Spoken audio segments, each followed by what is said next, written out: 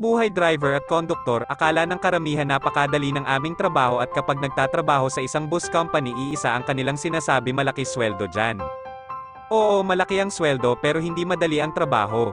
Umpisahan natin sa araw na aalis kami ng bahay at iiwan ang pamilya na hindi alam kung isa, dalawa, 3 linggo o buwan kaming hindi makakauwi. Bawat minuto ay mahalaga sa amin, gagarahin ng hating gabi at gigising ng madaling araw. Sa bawat biyahe iba't ibang ugali ng pasahero ang aming dapat mapakisamahan para maiwasan mareklamo. May mga pasahero na kadalasan magrereklamo na bakit sobrang bagal ng bus na kanilang sinasakyan. Iisa lamang po ang aming isasagot sa inyo, kami po ay naghahanap buhay at hindi nyo po arkilado ang buong bus para manduhan ang driver na bilisan.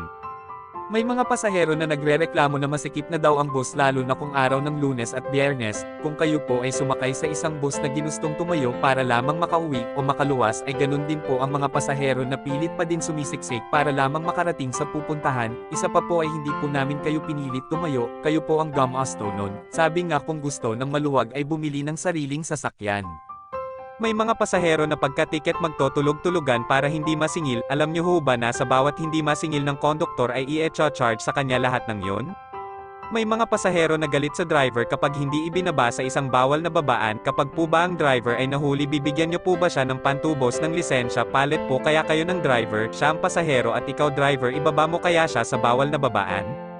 May mga pasahero na kung magkalat sa bus parang nasa kalye lang, sumasakay po kayo dyan na ni isang kalat wala kayong makikita tapos ginagawa nyong basurahan. At higit sa lahat may mga pasahero na nagrereklamo kapag buo ang pera at hindi nasusuklian agad-agad. Heto po ang aming sagot, alam nyo po ba na ang panukli ay sariling pera ng isang konduktor? Kung 5 kayong pasahero na puro 1,000 ang ibinayad, tingin nyo po ay susuklian kayo agad? Kaya po hindi kayo agad nasusuklian ay dahil nag-iintay pa kami ng mga pasahero na makukunan ng ipapanukli sa inyo. Hindi po kami ATM machine, sa bagay ATM machine nga nauubusan ng pera kami pa, kaya kung ayaw nyong magtagal ang inyong sukli ay magbayad kayo ng eksakto. At huwag masanay na mag-intay tawagin kapag malapit na sa inyong babaan dahil sa dami nyo po ay hindi lahat kayo ay matatandaan kung saan eksaktong bababa. Ikaw mismo nakakaalam ng pupuntahan mo, kaya wag kang tutulog-tulog kahit na alam mong malapit ka na.